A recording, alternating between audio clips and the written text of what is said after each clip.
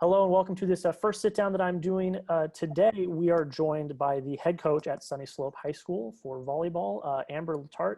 Coach, thank you so much for taking the time to sit down with me today. Absolutely. Thank you. Great, and so we're gonna hop right into it. Obviously, a lot has happened this year. It's been very different. Coaching's probably drastically changed. What do you say has been probably the biggest change? You guys have had to prepare to defend state titles a lot in the past, which is such a prestigious history. What do you think has been the biggest change this year at having to prepare to defend a state title than it has in the past? You know, um, to be honest, I think it really comes down to the connection that we have not been able to have with our athletes. We are one of the schools that were closed down until maybe a month ago, and we were not able to work with our athletes in any way until early August. And so not being able to see them, and usually you can see them in the summer, and you do workouts together, you do a camp together, you do team bonding, and we do a lot of that heavy up front. And so that has, I feel like, been the biggest struggle. And you kind of feel also just the weight of what the high school students are carrying.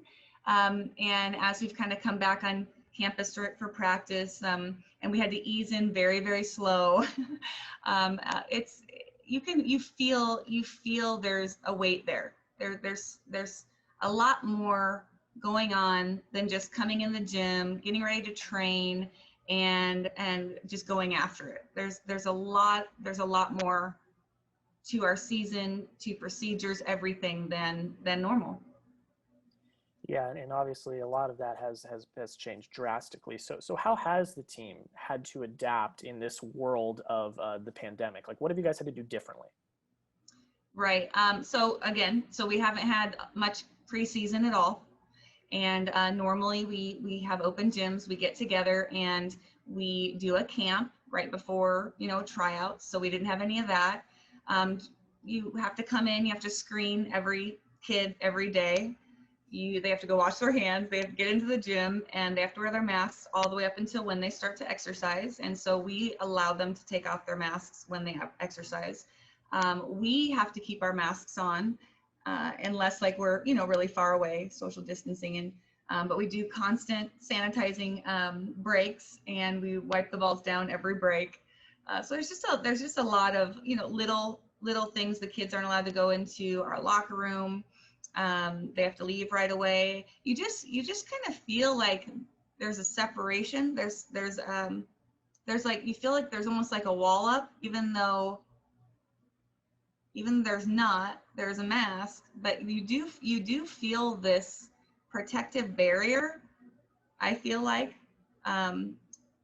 between you and the athlete, which there normally is not.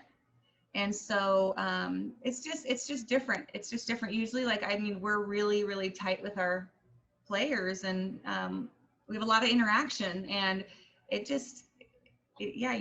can't really be that same way. And so we're kind of connecting in a different way, but it's a little bit more challenging. And so I think they also come to school with a little bit of a different mindset because they're on the computer all day long doing class, and then they come onto campus, and I think they have a little bit of a hard, like, getting started. It's tough to go from sitting the whole day, no socialization, and then they come into the gym, and it takes a little bit. There also has been, I would say probably for many, since we haven't been able to work with them, their conditioning, their physical condition is a little bit behind. So there's a lot of that also that's a struggle right now. Yeah, and obviously, to have a successful team, chemistry and camaraderie is really important. So, you said you haven't done a lot of preseason stuff, really anything at all, to kind of get that camaraderie and chemistry together. What have you guys been doing, to maybe try to bring that chemistry and camaraderie back together with the squad? Yeah, we've done a few WebEx calls, where we have like a team meeting, and then just getting back in the gym, just trying to, when we're there, have conversation, just trying to make it feel as normal as possible, trying to, get our drills running and getting them conditioning at the end of practice a little bit, and even trying to do some stuff on the weekends.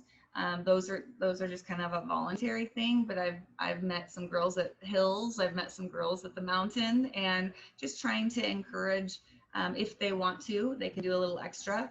And I think that, there's a little bit of standing around in the gym at the end because they just really need each other. And so we kind of let that happen a little bit because they need that connection. So as we get further into it and we start playing and doing drills and doing, our 6-on-6, and the season's shaping out to be, a season, I'm hoping that we can, just really kind of come together and just, be that 2020 team that we're meant to be. So yeah, just got to stay positive and try and keep them going. Absolutely. So I'm going to veer a little bit off of the, the pandemic and how you guys are doing for all of that.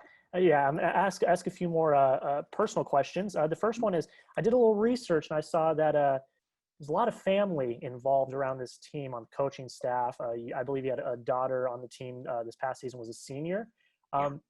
How is it? Like I hinted to a little bit earlier, there's been a lot of success, state championships that have occurred.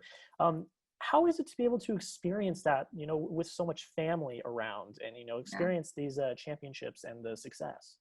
Right. And I know sometimes it's almost a little embarrassing having like my entire family a part of it, because I feel like, oh my gosh, this is kind of weird. But, Sunnyslope is a really special place. And I think that volleyball has been a sport that we've all kind of gravitated to. But so being on the campus, being in the sport that we all care about, it kind of has become a home for myself, and then it's trickled into my husband's life, and he's now the head coach for the girls basketball. But then my oldest daughter kind of fell in love with it, and loves to be here. She's working in the attendance office and she's the JV coach. And then our youngest graduated and wants to come back and help the freshman team. And so I think that the fact that they want to be a part of it and continue to be here and support myself, but also just support the program that they've come to love and the school that they've come to love. It says a lot about, I think, just like maybe us as a family, but also I feel like the school and the program and what it's meant to all of us. And so it's unique. It's unique for sure. Mm-hmm. Yeah, that's awesome. And you mentioned a little bit about how Sunnyslope you feel is a special place, special program. And I saw doing the research that you actually played at Sunnyslope as well. Is that correct? Yeah. So I did. Yeah. So then what brought you back? Was it just, playing there and seeing how special it was, or, kind of what was the process to bring you back to be the coach? Yeah, I love this area. I love this community. This, even as a teacher, as a coach, as a teacher, there's so much that's alive here at Sunnyslope. There is a feel of family, a feel of community, a feel of tradition that I don't know if it's elsewhere. I haven't experienced it. I've just experienced it here. And so there's so many things I love about Sunnyslope High School that when I had the opportunity to come back and student teach and then take the volleyball program, I was so excited. I couldn't imagine being anywhere else. And so I have this like deep rooted love for this community, and Sunnyslope, and like there's great schools out there. I know there is. There's something here that draws us back. And there's a lot of teachers and coaches on campus that are alumni. There's a lot of us. It's not just me. That's amazing. So the last question I have to ask you today, we talked about it a little bit, 11-time state finalist, 9-time state championship, 2-time state runner-up, correct? I mean, I gotta ask, what's the secret? What's that special sauce? I mean, what is it about this squad and this team? I have to be honest, like when you say those things, I don't focus on those. And so when you say those, it kind of blows me away. Like I kind of go, oh my gosh, like we've done that. Like I don't get it. I honestly don't get it. I just know that I put my heart into it, and the girls put their heart into it, and we focus on being better people, being better individually, try and do a lot of team bonding and building. I love my relationships that I get to experience with my players, and I think they feel that.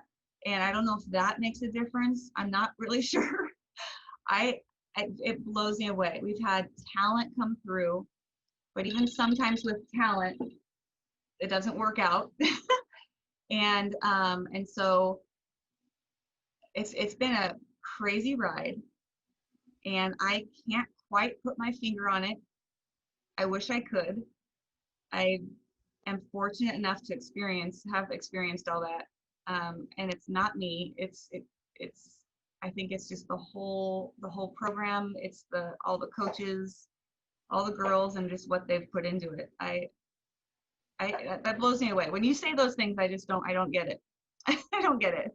Well, I mean, I'll add 10-time region sectional champions, region coach of the year 6 times. I mean, there's something there. Sounds like there might be something there.